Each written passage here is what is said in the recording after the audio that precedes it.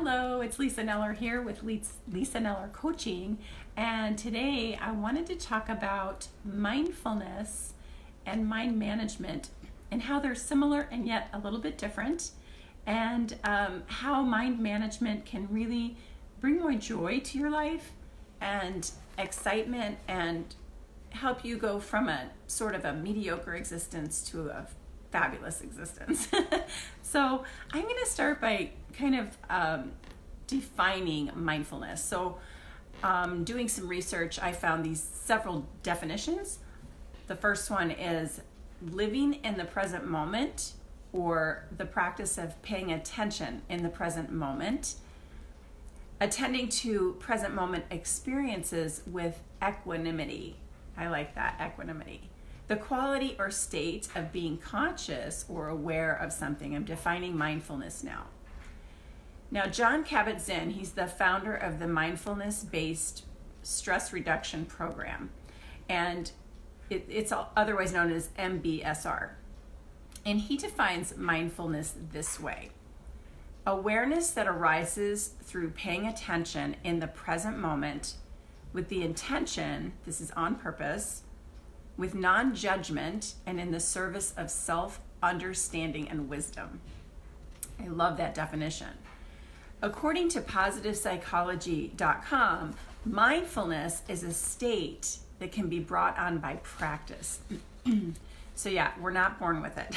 Just so you know, this is something that is a learned skill.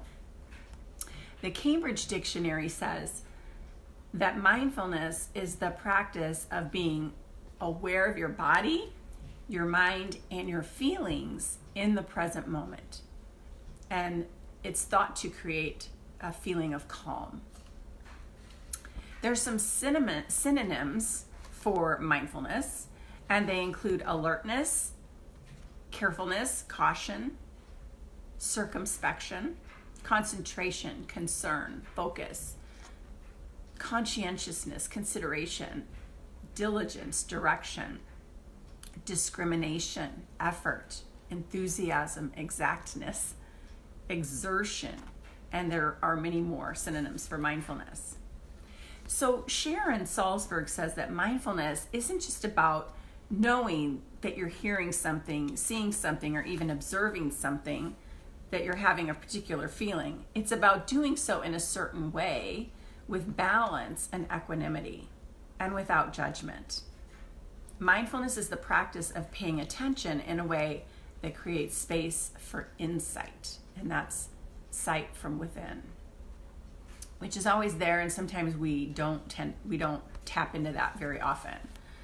The Insight Meditation Society, where Kabat-Zinn has studied and taught mindfulness practice, outlines 3 purposes of mindfulness meditation in its Buddhist context.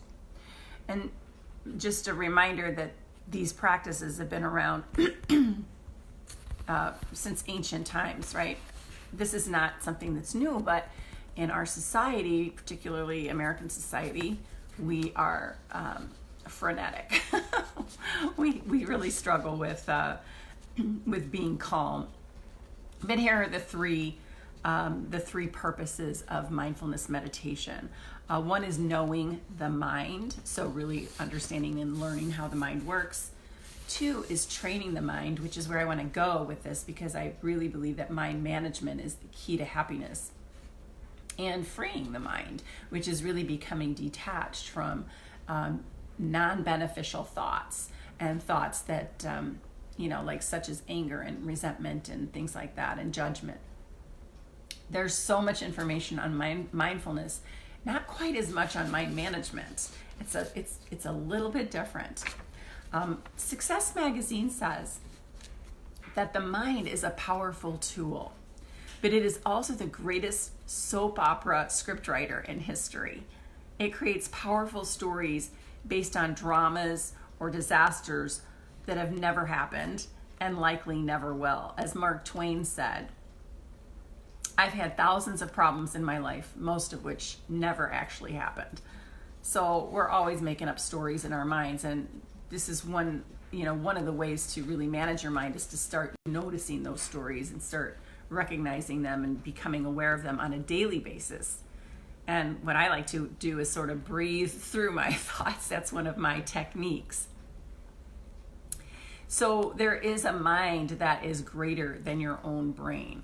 So I wanted to say that one of the keys of understanding and practicing mind management is that you are not your mind, and you are much bigger than your own thoughts. You are an intelligent being, and you are not an automaton. You do have choices. So, okay, so I wanted to talk about some concepts to help you manage your mind. And the first one, I've got 6 down here. I'm checking my notes, that's why I'm looking down. So the first one is to understand and accept reality. That what is and what has happened in the past they're completely neutral circumstances.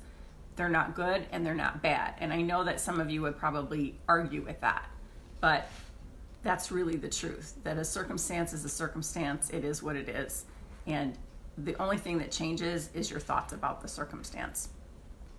So you will undoubtedly, this is the second concept, you will undoubtedly have thoughts about your circumstances, some that serve you and some that don't serve you and could even be harmful to you. So if you do not judge your thoughts, you're in a better place. So it's good to just notice your thoughts because you're going to have them, and then set out to inquire if they're really true or if they're really helpful. This is the third one. You have choices about how you want to think about your circumstances. Just a reminder, circumstances are always neutral. So you always have choices on how you want to think about your circumstances. And your feelings always emanate from your thoughts. Feelings are vibrations in the body, and they should be acknowledged and felt and examined. And fifth, your actions. Oh, I already said that. Your actions emanate.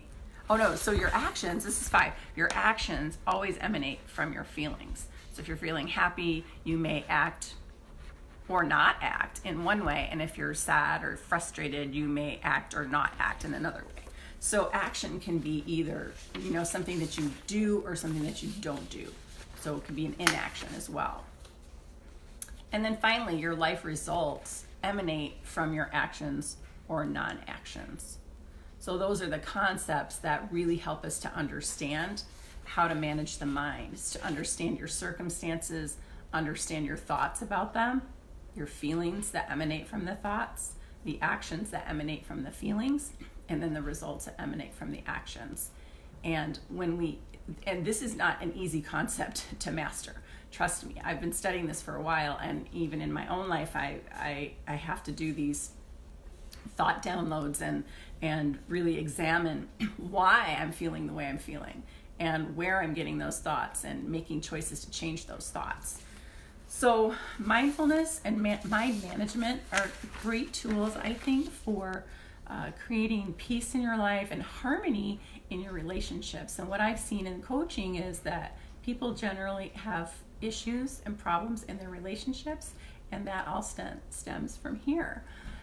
I do coach on this. I coach using these concepts and these techniques, and I do offer complimentary coaching. So if that's something that interests you, just find me, message me, or find me on lisanellercoaching.com. And if you're really interested in reinventing your life, go to reinventionlifecoach.com. So that's all I have for you today. I hope it's been helpful. It's my jam. Mind management is my jam. I love it, and I love to study it and talk about it. So anyway, let me know if you have any questions, and thank you for watching, and have a wonderful day.